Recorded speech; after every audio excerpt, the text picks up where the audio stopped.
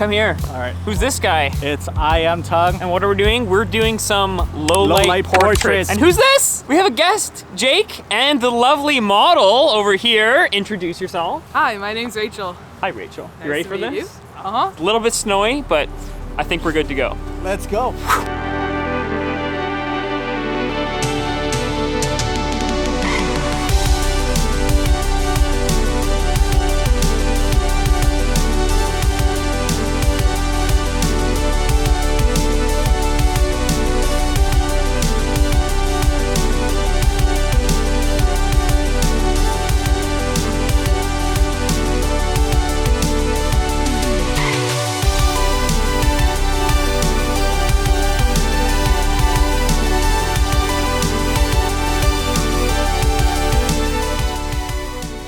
We just finished our portrait shoot with Rachel and these two goons over here. So I'm gonna drop you 3 tips for shooting low light portraits.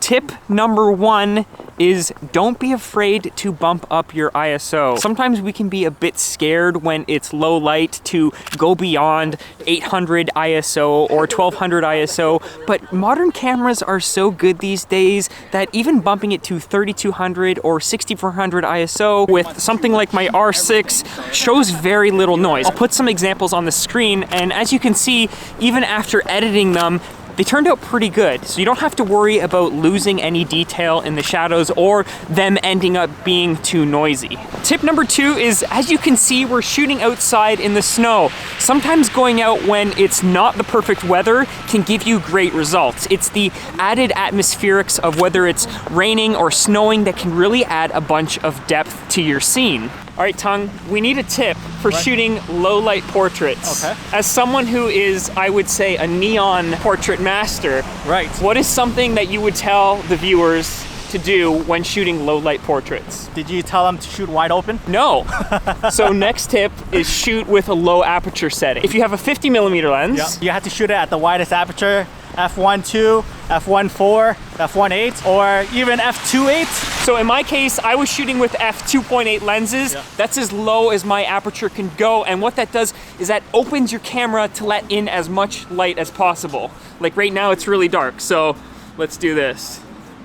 There we go. Wow, that's nice. That looks way better. Second tip from Tung. You gotta turn on your image stabilization if you have it, so that you don't get any soft images. So a lot of modern lenses have great image stabilization. In my case, the R6 has both in-body and in-lens stabilization. When combined, gives you like 7 stops of additional image stabilization or something crazy like that. If you're shooting with a different camera system, it's gonna completely change. But in my case, I can easily stop all my settings down to allow as much light in my camera as possible. It's really windy out here. It's really windy. It's really windy. Oh my God. Is that the 16 to 35? This is the 16-35. My God, that's like so... It's so massive, my Yeah. arm, like I'm building bicep muscles right now. Oh my God, that's crazy, dude. It does. Just gotta keep wiping the lens off. I need another tip. Low light Oh my portrait God. photography from Jake. Oh, hold on. Okay. I don't often shoot low light photography. I would just say, Wait till we cross the street.